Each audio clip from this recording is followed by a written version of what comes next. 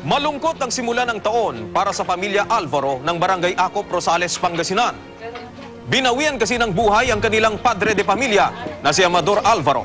Parang nagparamdam siya akin na bigla siyang umakap, humalik. Ano lang, bago siya umalis. Tapos sabi niya, magra-round daw lang siya na isang beses.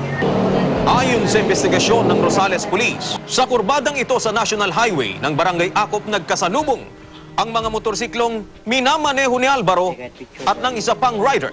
Parehas silang nagagawan doon sa center lane.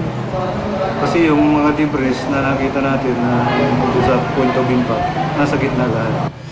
Agad binawian ng buhay si Alvaro habang naitakbo pa sa pagamutan si Felipe Cuniega. Nakomato si Cuniega sa pagamutan pero di nagtagal, binawian din siya ng buhay. Yung mga sugat po dito sa may malaki na mukha yun. Tapos dito mga pasapasa, tapos may fracture sa paa. Ayun, hindi lang yun ang nakita ko, mayroon pa dito sa may fracture dito sa may balikat. Ayon sa Rosales Police, bihira ang mga aksidente sa naturang highway. Nakainom umano ang mga biktima at wala rin silang helmet nang mangyari ang aksidente. Parang yung kurbada kasi ma'am, akala nila siguro wala silang kasalubong.